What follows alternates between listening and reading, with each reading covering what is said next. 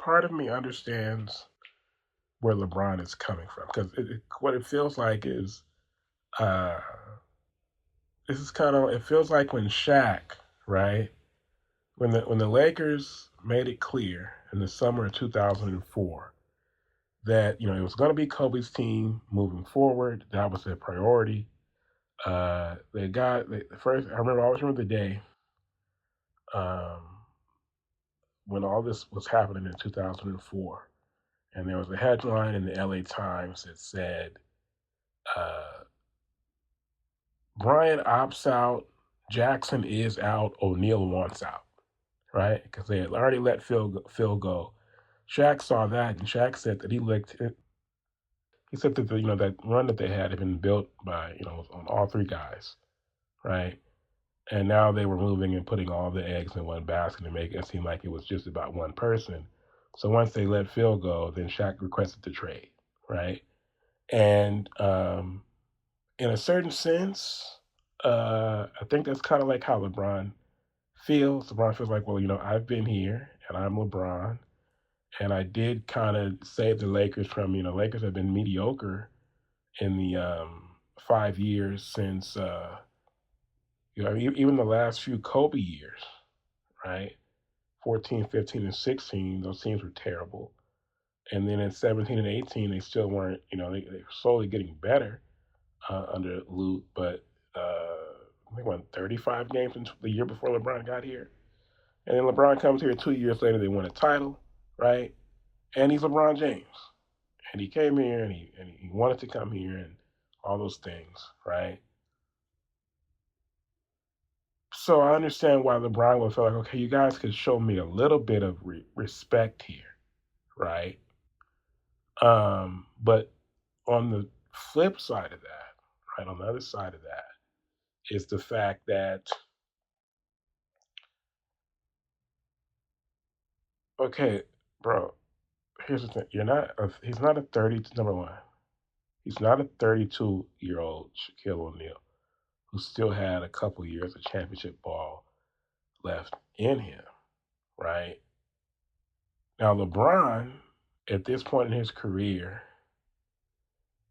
at 40 years old, right, with the way that he's preserved his body and spends $1 million on his body each year, and at his age, still a top, 15 or so player, right, closer to top 10, if not top 10. Um,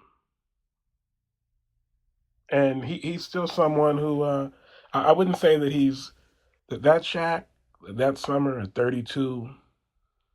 The next year Shaq finished second in MVP voting, and the year after that, 2006, they won the title. But it was D Wade's team, right?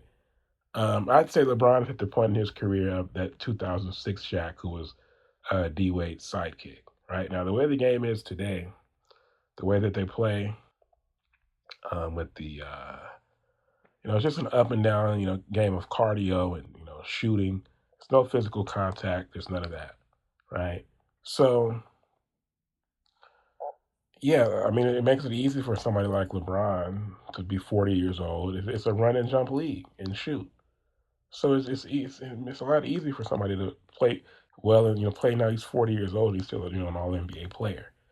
But I would say that to win the championship, he would need to accept a lesser role in the way that Shaq did in 2006. He needs to, and there's nothing wrong with that.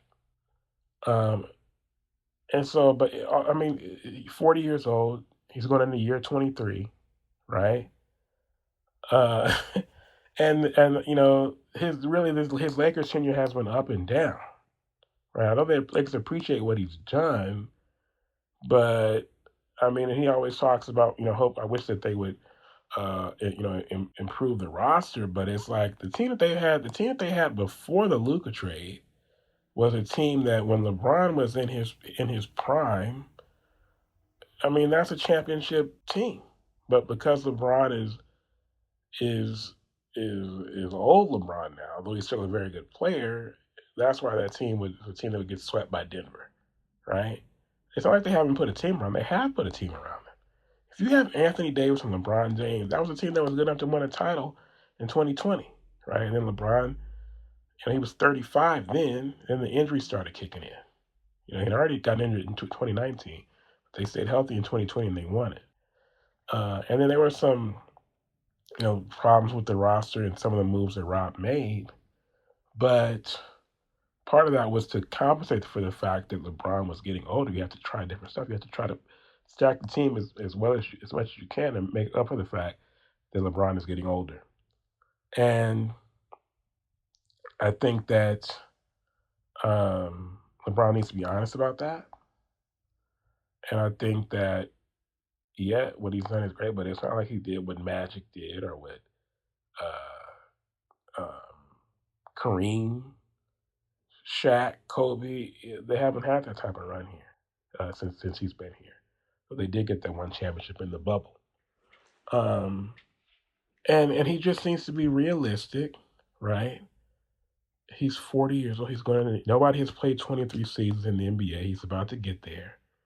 And at a certain point, you have to realize, bro, it's not about you anymore, right? Like when Michael Jordan came back with the Wizards at 38 and played, those 2 seasons, retired at 40, he didn't come in there going, okay, well, I mean, that's one of the things that Jordan doesn't get enough credit for is that when he was, in his prime, Jordan was relatively drama free. I mean, outside of, they say that he got Doug Collins fired, but outside of that, Jordan didn't really go to the front office and ask Jerry Krause and Jerry Reinsdorf to do anything. He didn't ask them didn't ask them to make any type of particular personnel decisions.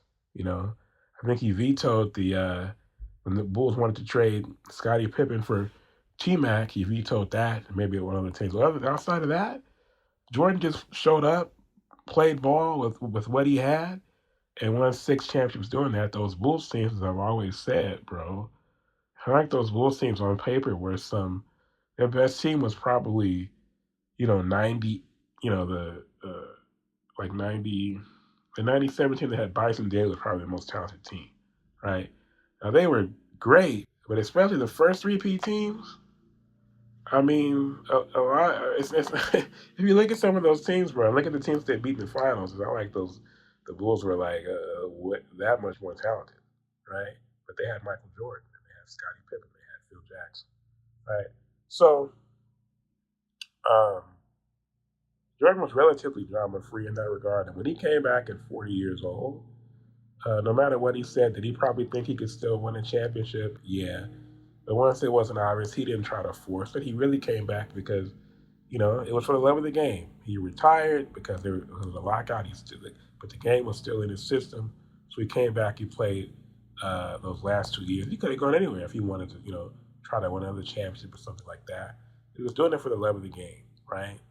And LeBron has to realize at this point in his career, I mean, come on, man. And I think that this report it just goes to show that it's not really his displeasure is not really about him trying to make sure he wins on the championship. It's about it because they've transitioned to Luka as the focus, and he doesn't know what to do. He doesn't like it. He still wants it to be about him. And at some point, you have to accept it's not about you. Like by the time Kareem was 40 years old, Kareem was, you know, he he accepted a tertiary role. You know, he just played his part. He played the background. So LeBron needs to learn from people like Kareem, people like Jordan. When we get to that point in your career, now if he was the same Bron somehow at 40 years old that he was in Cleveland and Miami, that'd be different. But he's not that same Brown, and it doesn't matter what the numbers say.